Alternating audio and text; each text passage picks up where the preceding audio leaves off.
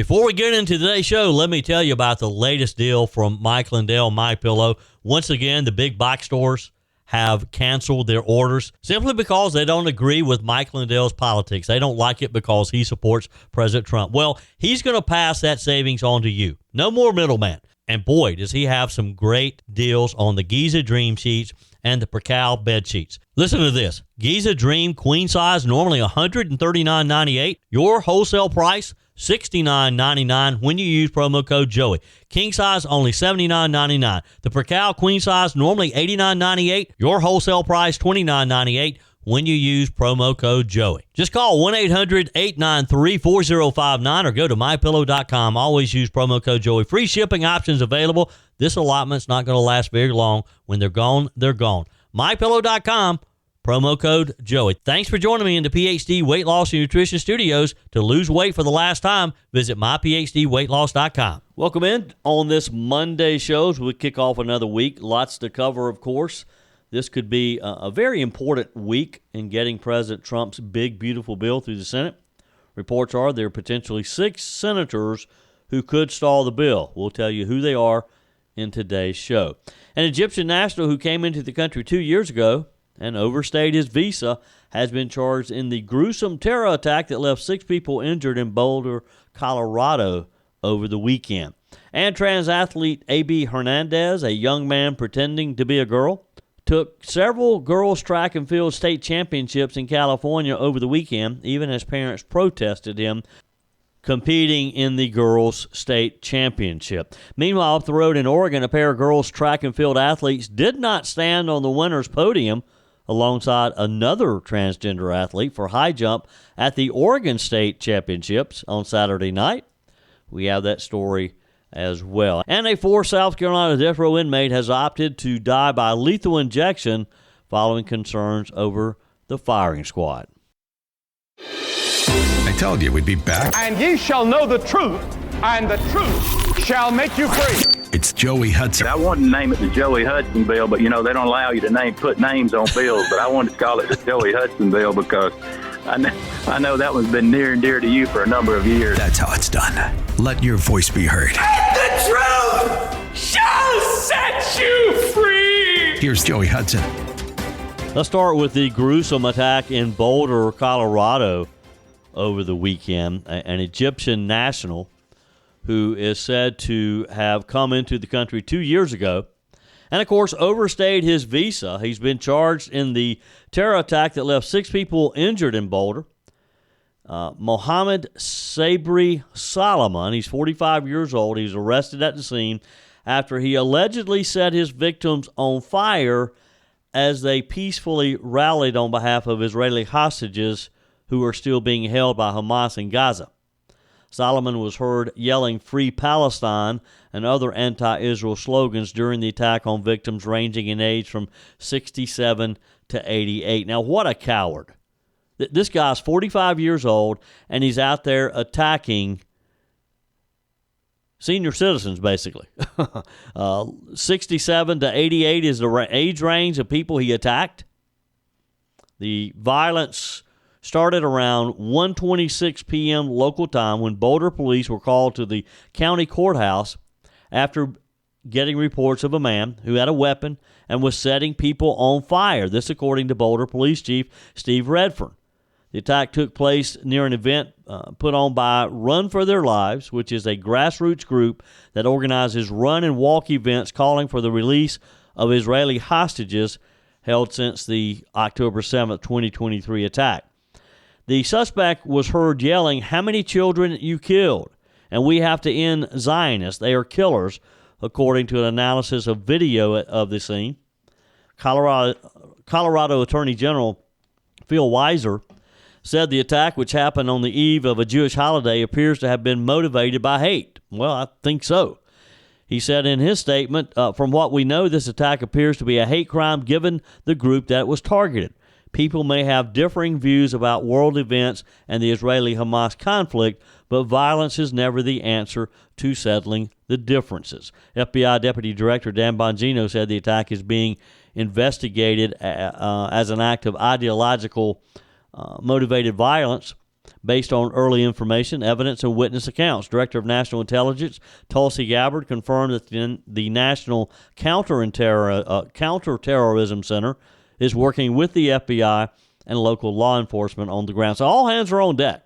They're taking this very seriously. Department of Homeland Security and Immigration and Customs Enforcement sources confirmed that Solomon is in the country illegally as a visa overstay. He, of course, came in during the Biden administration. According to the story, he allegedly flew into the U.S. on August 27th, 2022. He arrived at the Los Angeles International Airport on a B-1, B-2 non-immigrant visa. Solomon was authorized to stay through February 26th of 2023, but he never left. On September 29th, 2022, he filed a claim, possibly for asylum. On March 29th of 2023, the U.S. Citizenship and Immigration Services under the Biden administration gave him work authorization, which was valid through March of this year. Police initially evacuated 3 surrounding blocks and later expanded the evacuation area. Chief Redford said last night that the area was not safe yet as they were investigating a vehicle of interest. Colorado Governor Jared Polis, in a statement, described the attack as a heinous act of terror, saying, "I'm closely monitoring the situation in Boulder, and my thoughts go out to the people who have been injured and impacted by this heinous act of terror. Hate-filled acts of any kind are unacceptable. While details emerge, the state works with local and federal law enforcement to support this investigation," the governor said. Secretary of State Marco Rubio, in a post on X, said, "Terror has no place in our great country." Israel's ambassador to the UN, Danny Danon, said terrorism against Jews does not stop at the Gaza border, is already burning the streets of America.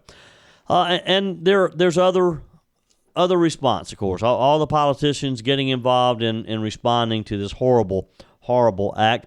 But also, other major cities around the country are paying attention.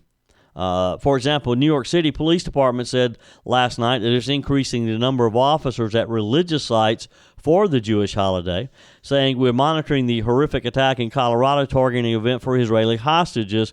We'll continue to track this closely and protect our religious sites here in New York City." According to the story, Run for Their Lives meets weekly in neighborhoods across the world to quietly address Hamas hostages. It was started by a group of Israelis in the Bay Area in California. The attack comes less than 2 weeks after 2 Israeli embassy staffers were gunned down on May 21st in Washington, D.C. This was not the only violence over the weekend. It was a rough weekend. At least 1 person is dead. 11 others were injured after a mass shooting yesterday morning near Hickory, North Carolina, according to the Catawba County Sheriff's Office. In a Facebook post, the Sheriff's Office said, on Sunday at around 12:45 a.m., deputies with the Catawba County Sheriff's Office and officers with the Hickory Police Department responded to a report of multiple persons shot at a residence on Walnut Acres Drive, which is located in the Mountain View community of southwest Catawba County. As of this release, 12 victims have been reported. One of these reported victims is deceased. Another of these reported victims is in critical condition. Several remain hospitalized. They went on to say that the sheriff's investigators, along with investigators from the Hickory Police and special agents of the North Carolina State Bureau of Investigation, have been at the scene and are continuing to investigate. No arrests have been made as of late last night. And then in Greenville County Sheriff's Office said that a woman was found with at least 1 gunshot wound in a Greenville County parking lot. This happened around 2 a.m. Sunday in a parking lot on Cedar Lane Road. When deputies arrived, they said that they found a woman who had been shot. Deputies said the victim was taken to the hospital for treatment. Her condition is unknown, as there have not been any further updates. An active investigation is underway to determine the cause and motive behind the incident. According to deputies, a person of interest has been identified. And look, these are just a few examples. I could go on because it was just a violent weekend. And unfortunately, we're seeing this more and more. Why? I have no clue. Do you have any theories on why we seem to be having more violence? I mean, think about the Boulder, Colorado. The guy setting people on fire. And again, he's a fairly young man, 45 years old, and he's attacking older people. And then up in Hickory, someone just randomly, or at least it appears to be random, maybe there's a motive there that we're not aware of yet, but starts shooting, and 12 people are shot, one dead already, one critical condition. Others could have serious injuries as well. I mean, why do people do this? What is happening in our world that we see this type of violence in these cities? Help me out here. Text me. Email me, joey@joeyhudson.com. Leave me a message on the MyPillow message line, 864-477-JOEY, 864-477-5639. Joey Hudson here. America is facing a health crisis, and the answer isn't more meds. I lost over 30 pounds on the PhD weight loss plan without Ozempic or any weight loss shots. Don't settle for a lifetime of medication. GLP-1 injections like Ozempic help some people lose weight, but they come with side effects, high cost, and most gain it back when they stop. At PhD Weight Loss, we reveal Big Pharma's big secret. Your body already makes GLP-1, the appetite-fighting hormone. Our program helps your body make it naturally so you'll drop the pounds faster. With the PhD method, no side effects, no long-term risk, no rebound weight gain, just natural, lasting results, all without hunger or cravings. Right now, get a free body scan and personalized metabolic assessment. Discover your body's true potential without a shot. It's free and gives you the keys to your personalized plan. Do like I did and don't trade your health for a quick fix. Call now at 864-644-1900. That's 864-644-1900 or visit myphdweightloss.com, myphdweightloss.com. It was the weekend of trans sports, even though President Trump signed an executive order banning men from women's sports. Some states are continuing to openly defy the threat of losing their federal funding. Let's start with a young man who received the most attention last week, leading up to the California State Championships on Saturday.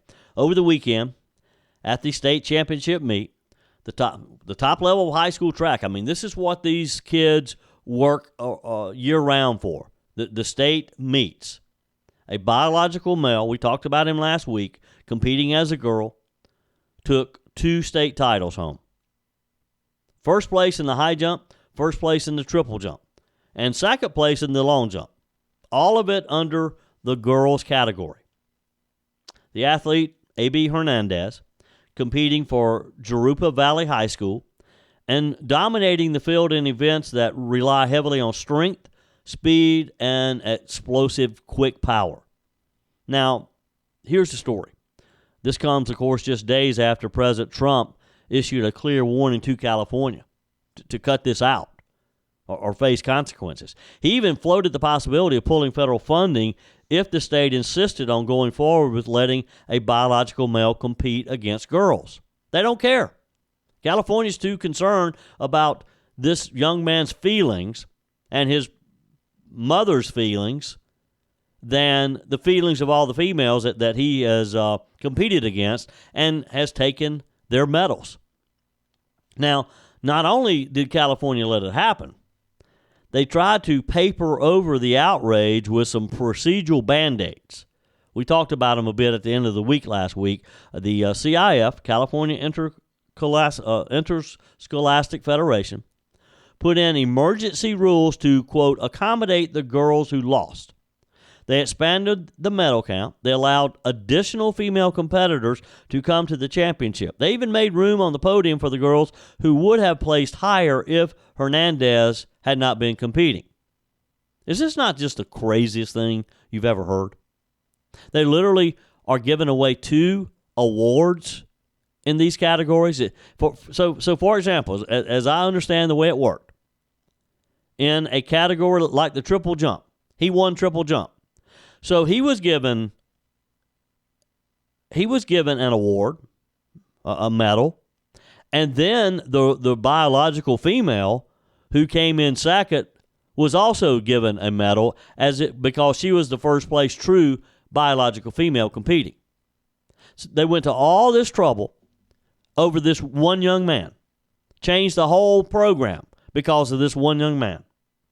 So imagine you train all year, you fight to qualify for the state championship, you give it everything you got, and you come up short. Not because you weren't good enough, but because a male athlete took your spot.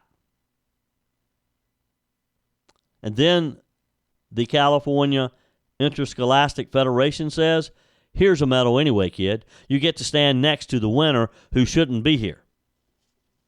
I mean, let's be real. The girls are being erased, and the institutions enabling it want them to smile while it happens. They want them to think that it's normal. Now, predictably, this whole thing exploded at the meet. Protests broke out. Some got loud. Some got physical.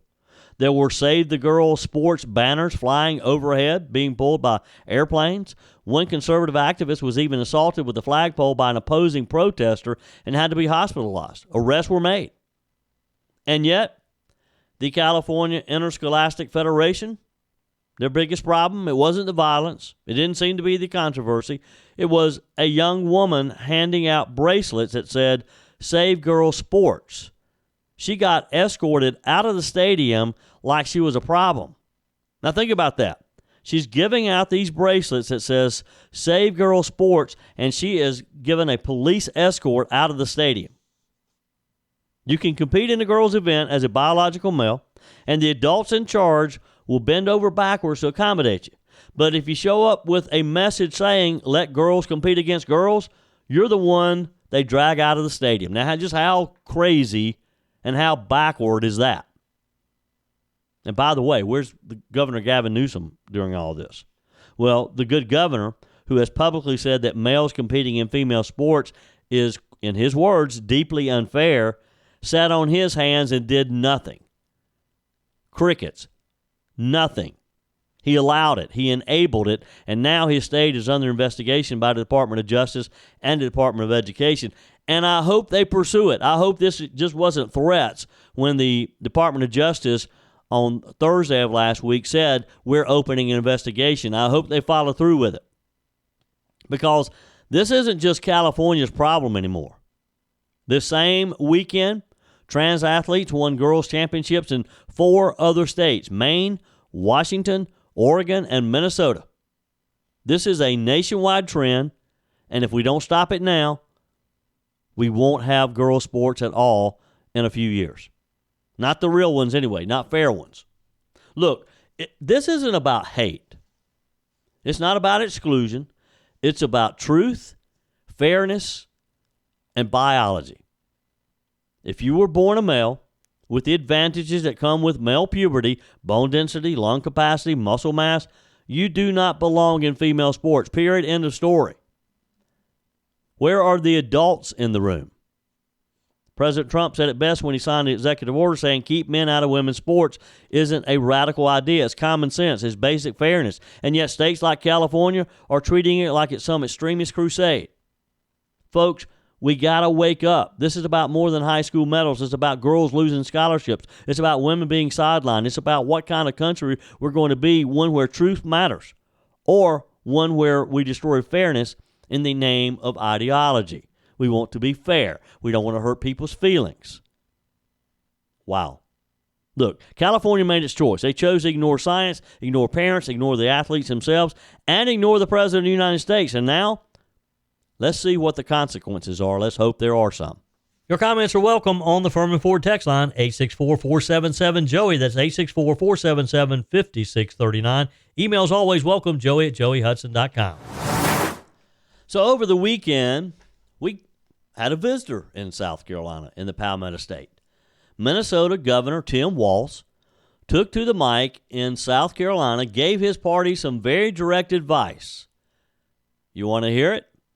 You know what the governor thinks Democrats should be doing? He thinks they should be a little meaner. He said it's time Democrats start bullying the you-know-what out of Donald Trump. His words, not mine. Here's the governor. Maybe it's time for us to be a little meaner. Maybe it's time for us to be a little more fierce. Because we have to ferociously push back on this. And again, I'll speak to my teacher colleagues in here. The thing that bothers a teacher more than anything is to watch a bully. to watch this bully and to stop it. And when it's a child, you talk to them and you tell them why bullying's wrong. But when it's adult like Donald Trump, you bully out of him back. You push back. Damn it, we should be able to have some fun and be joyful. Boy, we dodged that bullet, didn't we? Can you imagine if he was vice president of the United States and Kamala was president? I mean, let's get real here. This wasn't some offhand comment. This was the keynote speech at the South Carolina State Democrat Convention, delivered by a sitting governor who's been floated as a potential 2028 presidential contender. And, of course, already run as Kamala Harris's VP pick in 2024. This was calculated. Now, Walsh tried to dress it up with a little classroom nostalgia, saying when it's a child, you explain bullying, the analogy he gave. But that's not leadership. That's playground politics dressed up in progressive credentials. He also called Trump a wannabe dictator, a threat, and then threw Elon Musk into the mix for good measure, because apparently if you left the Biden administration, you're now a target too. You don't beat a so-called bully by trying to out-bully him. If he really thought Donald Trump was a bully, that's exactly what he's trying to do, right? I mean, wouldn't you want to beat him with your ideas? Wouldn't you want to beat him with results? Wouldn't you want to beat him with voters, not with a megaphone and middle school insults? But they know they can't. Tim Walz has already been beaten by Donald Trump and J.D. Vance. Democrats keep saying they want to raise the tone. They say Trump is toxic.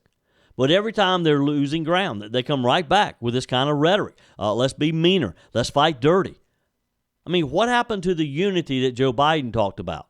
What happened to healing the soul of the nation that Kamala Harris and those were talking about at the Democrat convention not even less than a year ago?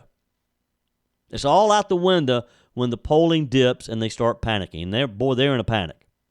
And let's be honest, this isn't just about South Carolina or Tim Walz. This is the 2028 audition tour. You've got Walz, Wes Moore, Governor Gavin Newsom, and a handful of others all looking to position themselves as the so-called fighter of the Democrat Party for the left, someone who can stand up to Trump or whatever Republican happens to be in office by then. But here's a little advice for the Democrats. If your whole message is, we need to be meaner, you've already lost the argument. You're not giving people hope. You're giving them hostility. You're not offering solutions. You're offering sound bites, and Americans are tired of it. Americans are tired of the Democrats who are always negative about things, always attacking. But yet, if a Republican had said this, imagine the outcry from the Democrats, from the mainstream media. If Donald Trump had said, we need to be a little meaner, it'd be headlines. Look, the voters who swung elections, especially in the Midwest and suburbs with working class men and women, they're not looking for a party that wants to be meaner. They're looking for someone who knows what a gallon of gas costs, who sees the southern border mess for what it is, who understands what it means when inflation hits a single mom or a retired couple, who doesn't think that boys should be competing in girls' sports, who recognizes how crazy it is that California officials are literally tiptoeing around this Hernandez young man who wants to compete in girls' sports because he can't compete in boys' sports. That's the Democrat Party. Being meaner doesn't fix that. So maybe instead of telling your party to act tough, Governor Walz, start acting smart. Get real on the issues. Cut the moral superiority. And stop pretending that political violence is okay when it comes from your side. Because if your best pitch for 2028 is let's be meaner than Trump, then you're not running a campaign. You're running a tantrum. This could be a big week for President Trump's sweeping tax and domestic policy as it enters a critical stretch in the Senate. 6 Republican senators emerge as potential roadblocks to final passage, each raising concerns that could derail the legislation before the July 4th target date that President Trump has set. So here's the situation. Here's the story. Senate Republicans are bracing themselves for a showdown over President Trump's top domestic priority, a sweeping tax and policy package. It narrowly cleared the House last week. Now it faces intense scrutiny in the upper chamber. And that's a whole different ballgame than the U.S. House of Representatives. Senate Majority Leader John Thune has just 3 votes, has a 3-vote margin to pass the legislation, which aims to extend key tax provisions, overhaul Medicaid, and roll back energy tax incentives. However, several GOP senators, from moderates to some who are considered staunch conservatives, are publicly airing concerns that could threaten the party's ability to send a bill to Trump's desk by Independence Day. So who are they?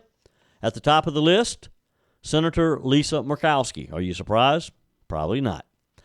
She's voiced worries about the feasibility of implementing Medicaid work requirements in Alaska, calling parts of the bill very, very, very challenging, if not impossible, she said, due to outdated state systems. Murkowski is also concerned about the impact on tribal communities and the proposed elimination of wind, solar, and geothermal tax credits. Now, why would she be concerned about work requirements in her state? Why is Alaska any different? This is what's wrong with our government and with our programs when you have a U.S. Senator like Murkowski who thinks it's not a good idea to have work requirements on Medicaid and other government programs. Let's move on. Josh Hawley.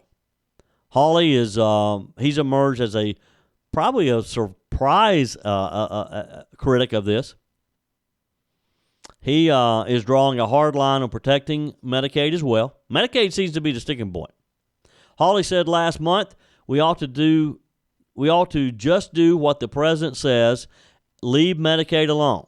He recounted Trump telling him directly, don't touch it, Josh. Senator Susan Collins from Maine is another one. She's consistently opposed cuts to Medicaid, citing the detrimental effect on Maine's rural hospitals. She said Medicaid is a critically important program for Maine's healthcare system and a vital resource for many seniors, low-income families, disabled patients, and those who cannot work. She voted against the GOP's budget resolution in April and joined Hawley in backing the same Medicaid amendment. Senator Rand Paul from Kentucky is one of them. Perhaps the most likely Republican to oppose the package, mainly over the bill's inclusion of a debt ceiling hike. Paul has said, it's not conservative, I can't support it. He insisted he might reconsider if the debt ceiling provision is removed, but added that current spending cuts are imperfect and wimpy. He has a point, doesn't he? I mean, we got to get serious about cutting spending somehow.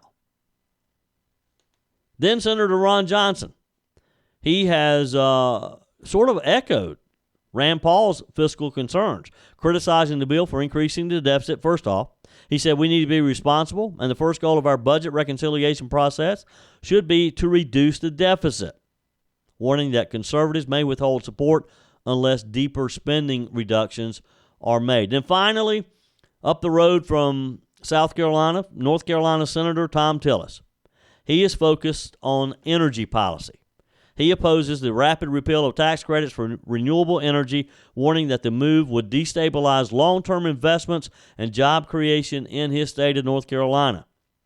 He said a wholesale repeal or determination of certain individual credits would create uncertainty, jeopardizing capital allocation, long-term project planning, and job creation. Tillis said this in a letter co-signed by Murkowski and Senator John Curtis of Utah.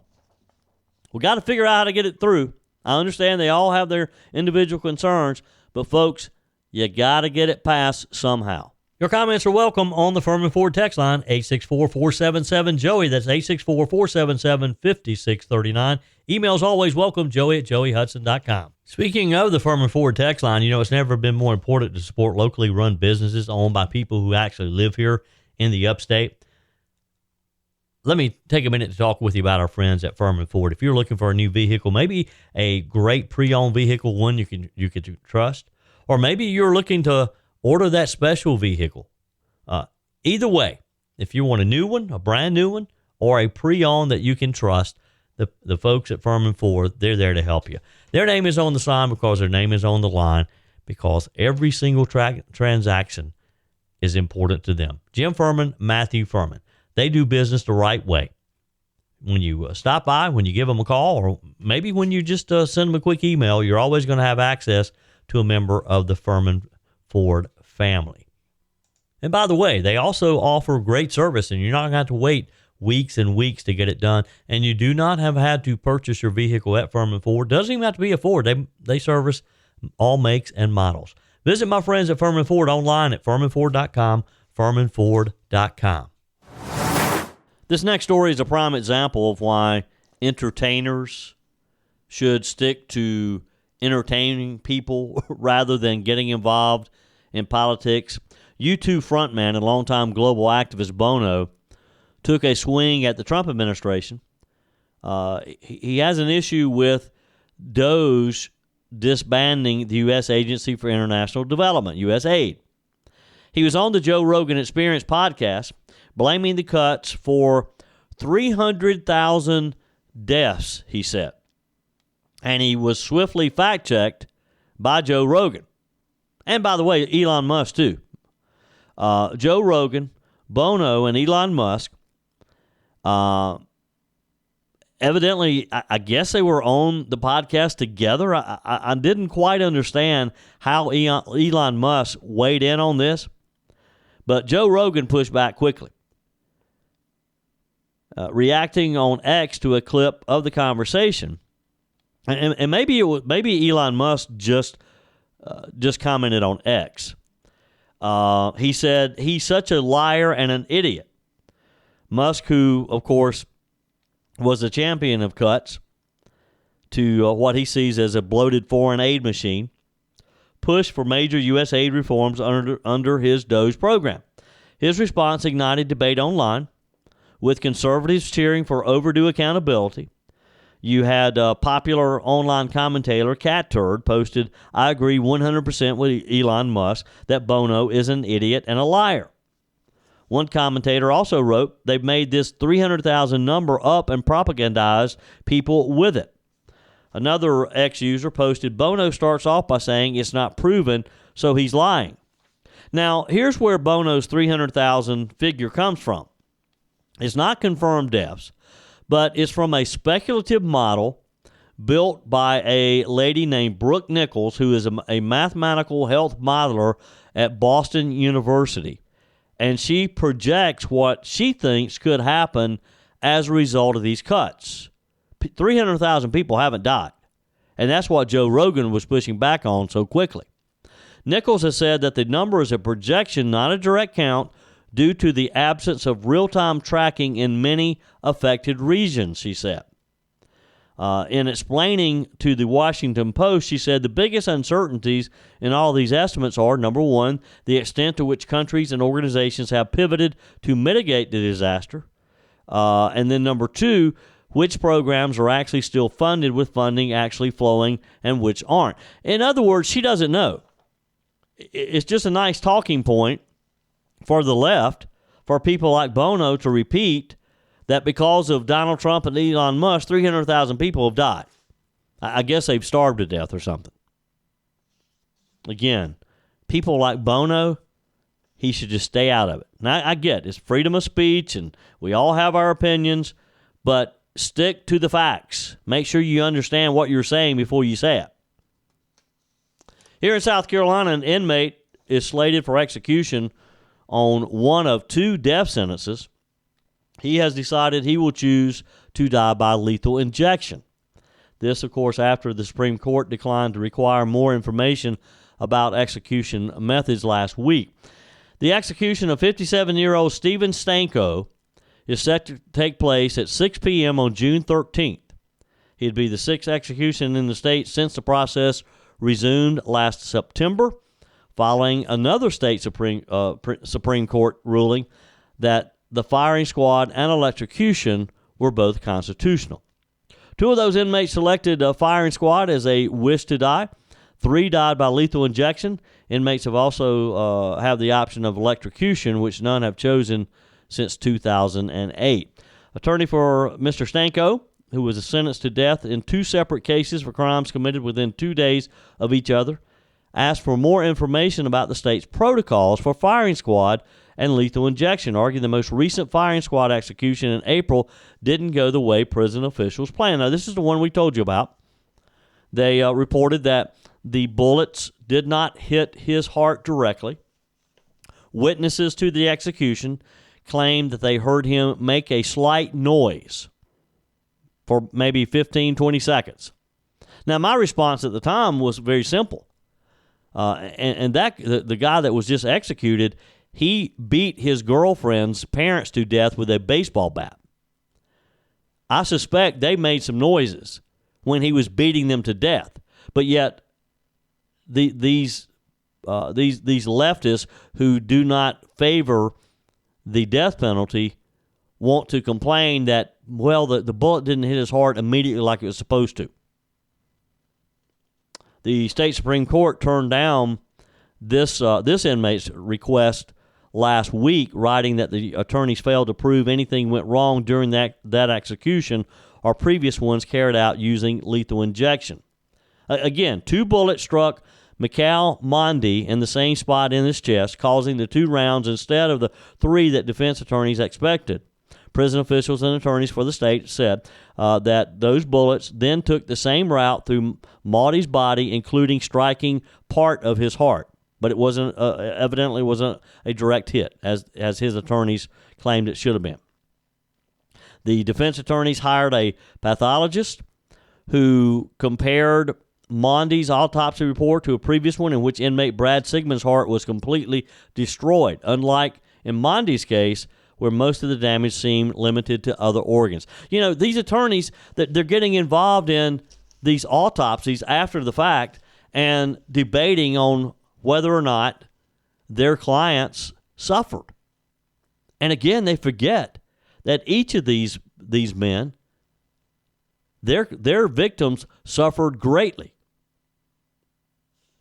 But anyway, back to the Stanko. His crime spree started April 7th, 2005. He strangled his girlfriend, Laura Ling, at her home in Murrells Inlet while beating and raping her 15-year-old daughter. This is according to court documents. Stanko slit the daughter's throat, left her for dead before stealing jewelry and credit cards, and left. He then went to his friend's house in Conway, just up the road.